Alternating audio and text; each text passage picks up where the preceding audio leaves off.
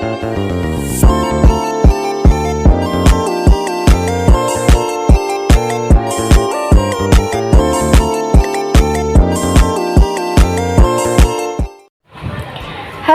Assalamualaikum warahmatullahi wabarakatuh. Perkenalkan, kami dari kelompok 9 yang beranggotakan saya sendiri, yaitu Yulia Muslianti dengan IPM 21060160, dan kemudian ada juga rekan saya, yaitu Aiga Mariansi.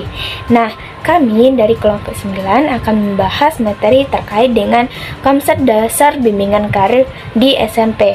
Nah, sebelum kita masuk ke materi, kami mengucapkan terima kasih kepada rekan-rekan semua yang sudah menonton dan like serta mensubscribe video ini. Nah, yang saya hormati Ibu pengampu mata kuliah, yaitu Ibu Besti Nora Dwi Putri MPD Kons, dan serta teman-teman yang saya cintai. Nah, baiklah, kita akan terlebih dahulu membahas materi terkait dengan konsep dasar bimbingan karir di SMP. Kira-kira seperti apa ya teman-teman bentuk dari konsep dasar bimbingan karir di SMP ini? Yuk kita bahas sama-sama ya teman-teman. Nah, pada materi ini akan dijelaskan oleh rekan saya, yaitu Aiga Mariansi, terkait dengan materi konsep dasar bimbingan karir di SMP, karakteristik bimbingan karir, serta tujuan bimbingan karir di SMP. Yuk kita bahas sama-sama ya teman-teman. Baik, di sini saya akan menyampaikan materi yang pertama, yaitu konseling karir di SMP. Konseling karir di SMP adalah proses bimbingan dan dukungan yang diberikan kepada siswa untuk membantu mereka memahami minat, bakat, nilai-nilai, dan tujuan karir mereka. Konsep dasar konseling karir di SMP yang pertama yaitu penjelasan tentang karir. Konselor karir di SMP memberikan informasi tentang berbagai jenis pekerjaan dan karir yang ada. Mereka membantu siswa memahami persyaratan pendidikan, peluang karir, dan tren industri. Yang kedua yaitu penilaian minat dan bakat.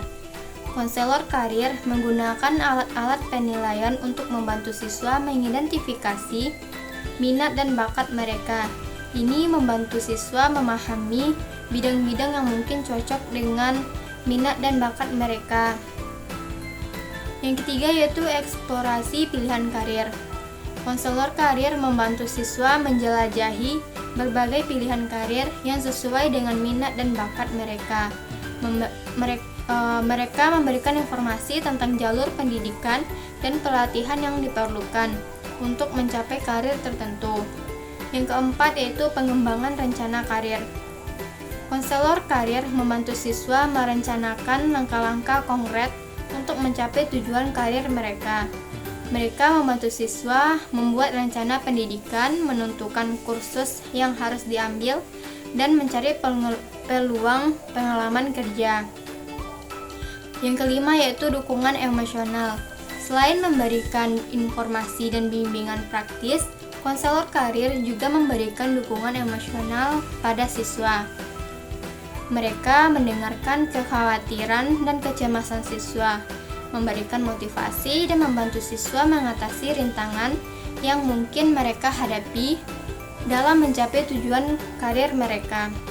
Konseling karir di SMP ini bertujuan untuk membantu siswa memahami diri mereka sendiri dan mengambil keputusan yang bijaksana tentang pendidikan dan karir mereka yang akan datang. Materi kedua yaitu karakteristik siswa SMP. Karakteristik siswa SMP dapat bervariasi, tetapi ada beberapa ciri umum yang sering ditemukan pada siswa di jenjang ini. Berikut adalah beberapa karakteristik siswa SMP. Yang pertama yaitu perkembangan fisik dan emosional. Siswa SMP berada dalam tahap perkembangan yang penting secara fisik dan emosional. Mereka mengalami perubahan fisik seperti pertumbuhan tubuh, perubahan suara pada remaja laki-laki, dan perkembangan organ reproduksi. Mereka juga mengalami perubahan emosional, termasuk perubahan suasana hati perasaan cinta, dan keinginan untuk menjadi lebih mandiri. Yang kedua yaitu peningkatan kemandirian. Siswa SMP mulai mengembangkan kemandirian yang lebih besar dalam hal belajar, mengatur waktu, dan mengambil tanggung jawab dan tugas-tugas mereka. Mereka belajar untuk mengatur diri sendiri dan mengambil keputusan yang lebih mandiri. Yang ketiga yaitu peningkatan sosialisasi.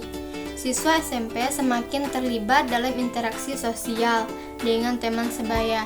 Mereka mulai membentuk persahabatan yang lebih erat dan mengembangkan kemampuan sosial seperti bekerja kelompok, berkomunikasi dengan baik, dan memecahkan konflik. Yang keempat yaitu peningkatan kemampuan kognitif.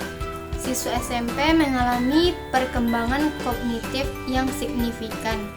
Mereka mulai dapat berpikir secara lebih abstrak, mengembangkan pemahaman yang lebih kompleks, dan menggunakan pemikiran logis dan memecahkan masalah. Yang kelima yaitu minat dan bakat yang beragam. Siswa SMP mulai mengeksplorasi minat dan bakat mereka di berbagai bidang. Mereka memiliki minat yang beragam mulai dari olahraga, seni, musik, hingga sains dan matematika. Ini adalah bentuk yang penting untuk mengeksplorasi minat dan bakat mereka dan mengembangkan lebih lanjut. Yang keenam yaitu perhatian yang beragam. Siswa SMP sering memiliki perhatian yang terbagi antara berbagai kegiatan dan tuntutan akademik. Mereka mungkin terlibat dalam berbagai ekstrakurikuler, olahraga, dan kegiatan sosial lainnya. Sementara juga harus menjaga kinerja akademik mereka. Yang terakhir yaitu pencarian identitas. Siswa SMP sedang dalam proses mencari identitas mereka. Mereka mulai mempertanyakan nilai-nilai, keyakinan, dan tujuan hidup mereka. Mereka mencoba untuk memahami siapa mereka sebenarnya dan apa yang mereka ingin dalam hidupnya. Baik, materi yang ketiga yaitu tujuan konseling karir di SMP. Tujuan konseling karir di SMP adalah membantu siswa memahami diri mereka sendiri, mengeksplorasi minat dan bakat mereka, dan membuat keputusan yang bijaksana tentang pendidikan dan karir di masa depan. Adapun beberapa tujuan konseling karir di SMP yaitu yang pertama yaitu pemahaman diri. Konseling karir membantu siswa memahami minat, bakat, dan nilai-nilai serta kekuatan mereka melalui penilaian dan refleksi diri siswa. Dapat mengidentifikasi bidang-bidang yang sesuai dengan minat dan bakat mereka. Yang kedua yaitu eksplorasi pilihan. Konseling karir membantu siswa menjelajahi berbagai pilihan karir yang relevan dengan minat dan bakat mereka melalui informasi yang diberikan oleh konselor. Siswa dapat memahami persyaratan pendidikan, peluang karir, dan tren industri yang terkait dengan pilihan karir mereka. Yang ketiga yaitu pengembangan rencana karir. Konseling karir membantu siswa dalam merencanakan langkah-langkah konkret mencapai tujuan karir mereka. Konselor memberikan bimbingan tentang jalur pendidikan dan pelatihan yang diperlukan, kursus yang harus diambil, dan peluang pengalaman kerja yang relevan. Yang keempat yaitu peningkatan keterampilan pengambilan keputusan. Konseling karir membantu siswa mengembangkan keterampilan pengambilan keputusan yang baik. Siswa diajarkan untuk mempertimbangkan faktor-faktor seperti minat, bakat, nilai-nilai, dan tujuan hidup mereka dalam membuat keputusan tentang pendidikan dan karir. Yang kelima yaitu dukungan emosional. Konseling karir juga memberikan dukungan emosional kepada siswa. Konselor mendengarkan kekhawatiran, kecemasan siswa, memberikan motivasi, dan membantu siswa mengatasi rintangan yang mungkin mereka hadapi dalam mencapai tujuan karir mereka. Yang keenam yaitu peningkatan kesadaran diri. Konseling karir membantu siswa meningkatkan kesadaran diri mereka tentang potensi dan tantangan yang ada dalam mencapai tujuan karir. Ini membantu siswa mengembangkan rasa tanggung jawab dan memotivasi untuk mencapai tujuan mereka. Tujuan konseling karir di SMP adalah membantu siswa mengambil keputusan karir yang terinformasi, mempersiapkan mereka untuk masa depan yang sukses, dan memberikan dukungan dalam menghadapi perubahan dan tantangan yang mungkin terjadi dalam perjalanan karir mereka. Nah, itulah materi yang pertama yang disampaikan oleh rekan saya terkait dengan konsep dasar bimbingan karir di SMP. Nah, tapi teman-teman jangan skip dulu ya video ini, karena kita masih ada membahas materi selanjutnya, yaitu terkait dengan materi yang tidak kalah menarik dari materi sebelumnya, yakni materi bimbingan karir untuk siswa SMP, kemudian adanya teknik-teknik bagaimana konseling karir, serta teori-teori yang relevan untuk peserta didik di SMP. Nah, seperti apa ya teman-teman gambarannya? Yuk kita bahas sama-sama. Nah, baiklah teman-teman, materi selanjutnya yaitu mengenai materi-materi bimbingan karir untuk siswa SMP. Kira-kira seperti apa ya teman-teman bentuk dari materi-materi bimbingan karir yang akan diajukan untuk siswa SMP? Yuk kita bahas sama ya. Nah, yang pertama itu adanya pengenalan karir, di mana maksudnya di sini ialah dengan adanya pengenalan karir ini dapat memberikan pemahaman kepada siswa SMP tentang berbagai jenis pekerjaan dan profesi yang ada. Nah, hal ini termasuk dengan memperkenalkan kepada mereka seperti apa bentuk dunia kerja, industri, dan kesempatan karir yang mungkin sesuai dengan minat dan prestasi ataupun potensi mereka. Nah, ada beberapa macam bentuk dari pengenalan karir ini, yaitu yang pertama adanya identifikasi berbagai jenis pekerjaan, yang kedua adanya penjelasan perbedaan antara profesi, dan yang ketiga adanya kesempatan karir di berbagai industri. Nah, yang kedua yaitu adanya materi kedua terkait dengan self assessment. Nah, maksudnya di sini ialah di mana self assessment ini merujuk kepada proses pemahaman diri siswa, di mana hal ini termasuk minat, bakat, dan nilai-nilai pribadi. Dengan melalui kegiatan ini, siswa dapat mengeksplorasi dan mengenali potensi diri mereka sendiri, yaitu dengan adanya self-assessment ini membantu mereka membuat keputusan yang lebih baik terkait karir yang sesuai dengan karakteristik dan keinginan mereka. Nah, di sini ada beberapa pembagian dari self-assessment ini. Yang pertama yaitu adanya pemahaman minat, bakat, dan nilai diri. Yang kedua adanya tes minat karir, dan yang ketiga adanya identifikasi kekuatan dan area pengembangan. Nah, adapun materi ketiga yaitu pemilihan mata pelajaran dan keahlian. Maksudnya di sini ialah di mana pada pemilihan mata pelajaran dan keahlian ini fokus pada membimbing siswa SMP dalam memahami hubungan antar mata pelajaran yang mereka pelajari di sekolah dan pemilihan karir di masa depan. Nah, jadi hal ini melibatkan mengeksplorasi keterkaitan antara kemampuan dan minat siswa dengan kebutuhan dan keahlian yang dibutuhkan dalam berbagai profesi. Nah, dengan adanya pemilihan mata pelajaran dan keahlian ini dapat membantu mereka yaitu membuat keputusan yang informan terkait dengan pendidikan dan karir mereka. Nah, ada beberapa pembagian dari pemilihan mata pelajaran dan keahlian ini. Yang pertama adanya hubungan antara mata pelajaran dengan karir. Yang kedua keahlian yang dibutuhkan dalam pekerjaan tertentu. Nah, yang ketiga menjelajahi minat melalui mata pelajaran. Nah, itulah materi terkait dengan materi-materi bimbingan karir untuk siswa SMP. Kemudian ada juga teknik-teknik konseling karir, yaitu sebagai berikut. Baiklah, teknik-teknik konseling karir ini terbagi beberapa macam.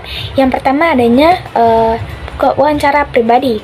Maksudnya di sini ialah teknik wawancara pribadi dalam konseling karir ini melibatkan percakapan antara konselor dengan klien ataupun individu untuk memahami keinginan dan keterampilan serta nilai-nilai karir. Nah, tujuan dari wawancara mendalam ini ialah memberikan pemahaman yang mendalam kepada klien untuk membantu mereka menentukan pemilihan karir yang sesuai dengan minat dan bakat ataupun potensi mereka. Nah, ada beberapa macam bentuk dari wawancara pribadi ini, yaitu yang pertama pendekatan keterbukaan dan mendengarkan. Yang kedua, membantu siswa mengenali aspirasi dan tujuan. Yang ketiga yaitu memberikan panduan terkait dengan keputusan karir. Adapun teknik kedua yaitu penyusunan rencana karir. Maksud dari penyusunan rencana karir ini ialah melibatkan pengembangan rencana karir yang terstruktur berdasarkan informasi yang diperoleh selama proses konseling. Nah, jadi rencana ini dapat mencakup langkah-langkah yang spesifik, pelatihan yang diperlukan, serta adanya tujuan jangka pendek dan jangka panjang untuk mencapai karir yang diinginkan. Adapun beberapa macam dari penyusunan rencana karir ini yaitu membantu siswa menetapkan tujuan jangka pendek dan jangka panjang. Yang kedua adanya menetapkan langkah-langkah konkret untuk mencapai tujuan, dan yang ketiga adanya evaluasi dan penyesuaian rencana. Nah, adapun teknik yang terakhir yaitu adanya pendekatan diferensiasi. Maksud dari pendekatan diferensiasi ini dalam konseling karir ini bertujuan untuk membantu individu memahami perbedaan antara pemilihan karir yang berbeda dan mengidentifikasi jalur yang paling sesuai dengan keahlian, minat, dan nilai-nilai mereka. Nah, dengan adanya hal ini dapat membantu konseling membuat keputusan yang lebih informan dan sesuai dengan karakteristik yang unik serta karakteristik yang unik untuk mereka. Nah, di sini ada juga beberapa macam pendekatan diferensiasi, yaitu yang pertama penyesuaian pendekatan sesuai dengan kebutuhan individu. Yang kedua adanya memahami perbedaan kepribadian dan minat siswa. Nah, yang ketiga ialah memberikan dukungan yang sesuai. Baiklah, materi selanjutnya yaitu terkait dengan teori-teori karir yang relevan pada usia SMP. Nah, di sini ada beberapa macam teori yang relevan pada usia SMP, yaitu yang pertama adanya teori pembangunan karir super, di mana dengan adanya teori pembangunan karir super ini dapat mengidentifikasi tahapan pengembangan karir menurut super, dan yang kedua bagaimana tahapan tersebut dapat diterapkan pada siswa SMP. Nah, yang kedua adanya teori kepribadian Holland, di mana dengan adanya kepribadian Holland ini hubungan antara jenis kepribadian dan pemilihan karir, dan yang kedua adanya tes kepribadian Holland untuk membantu identifikasi. Nah, yang terakhir adanya teori penyesuaian aspirasi karir, di mana dengan adanya teori penyesuaian aspirasi karir ini menjelaskan bagaimana individu untuk menyesuaikan aspirasi mereka seiring dengan berkembangnya waktu. Dan yang kedua adanya relevansinya dalam membantu siswa SMP menghadapi perubahan karir. Nah, itulah materi yang dapat kami sampaikan terkait dengan konsep dasar konseling karir di SMP. Gimana teman-teman? Menarik tidak materi yang kami sampaikan pada hari ini? Semoga materi yang kami sampaikan ini bermanfaat dan dapat membantu teman-teman semua ataupun peserta didik yang telah menonton video ini. Dengan berakhirnya materi yang terakhir tadi, maka berakhir pula materi kita pada hari ini. Jika terdapat pada kesalahan ataupun kesalahan kata yang saya sampaikan, saya mohon maaf, dan saya tutup dengan Assalamualaikum warahmatullahi wabarakatuh. Terima kasih semuanya.